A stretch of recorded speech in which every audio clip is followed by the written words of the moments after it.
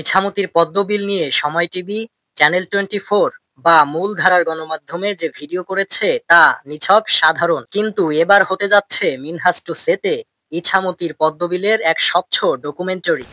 ৬ ঋতুর এই বাংলাদেশে বর্ষাকাল বা বর্ষা ঋতু নিয়ে আসে মুষলধারা বৃষ্টির আষাঢ় শ্রাবণ মাস। সারা দেশের নদ নদী, খাল বিল ও পুকুর যেমন পানিতে টইটুম্বুর হয়ে যায়, তেমনি নড়াইলের ইছামতী বিলও বর্ষাকালের জলে ভরে যায়। আর অথই জলের তলদেশ থেকে বেরিয়ে বেড়ে ওঠে পদ্মপাতা এবং ফুল, যা নড়াইল জেলার বিশেষ পর্যটন আকর্ষণ। দর্শক, আজকের ভিডিওতে নড়াইলের সুন্দরী বিল, ইছামতীর ভেতরে থাকা ইছামতীর পদ্মবিল নিয়ে আলোচনা করব এবং ঘুরে দেখব।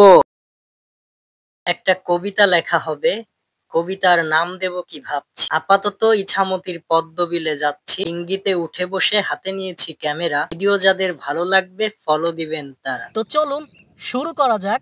নড়াইল শহর থেকে প্রায় 25-26 কিলোমিটার দূরে ইছামতীর এই পদ্মবিল অবস্থিত। পদ্মবিলের নিকট পর্যন্ত রাস্তা থাকার কারণে দূর দূরান্ত থেকেও আসতে পারবেন আপনারা। আপনি কিভাবে এখানে আসতে পারবেন তার খুঁটিনাটি এই ভিডিওর ডেসক্রিপশনে দেওয়া আছে। আমার বাড়ি ইছামতী বিলের পাশে হওয়ায় আমাদের স্থানীয় ডিঙ্গিতে করেই পদ্মবিলের দিকে রওনা হলাম।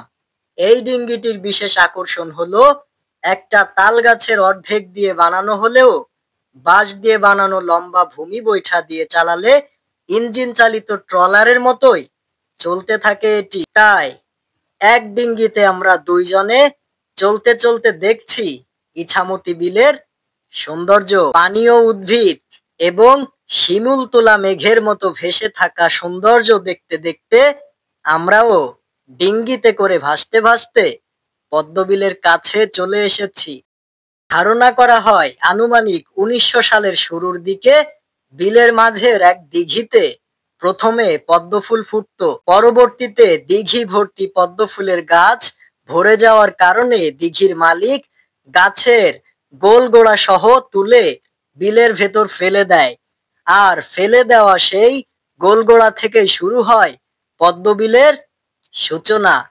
এই বিল শুরু থেকে স্থানীয় মানুষের কাছে জনপ্রিয়তার শীর্ষে ছিল, আর এখন জেলা থেকে জেলার বাইরে এক নামে সবাই চেনে, নড়াইলের পদ্মবিল বা ইছামতীর পদ্মবিল নামে। এত সুন্দর দৃশ্যে দৃষ্টি ঢোকানোর পরে আমি আর ডিঙ্গিতে বসে থাকতে পারলাম না, তাই লাফ দিয়ে নেমে গেলাম পদ্মবিলের ভেতর। নামার পরে মনে হলো আপাতত আমি পৃথিবীর অন্যতম অসাধারণ জায়গায় শান্তি খুঁজতে এসেছি।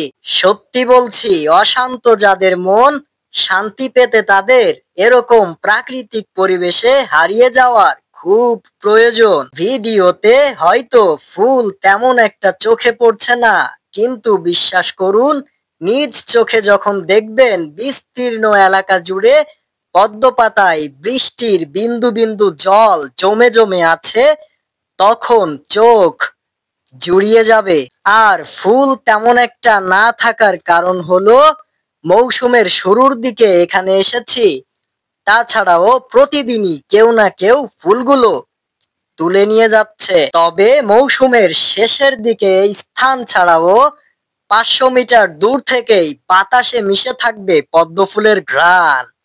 আপনি চাইলে ভাদ্র মাস বা আগস্ট মাসের শেষের দিকে এখানে আসতে পারেন। পদ্মবিল ঘুরে দেখার জন্য স্থানীয়দের নৌকা ঘন্টায় বা দিনের চুক্তিতে 250 টাকা থেকে 1000 টাকায় নৌকার মাঝি সহ পেয়ে যাবেন। এখানে আসার জন্য আমার সাথেও যোগাযোগ করতে পারেন আমার পার্সোনাল ফেসবুক মেসেঞ্জারে। বন্ধুরা, আজকের মতো চলে যাচ্ছি, তবে কথা হবে অন্য কোনো গল্পে, অন্য কোনো ভিডিওতে।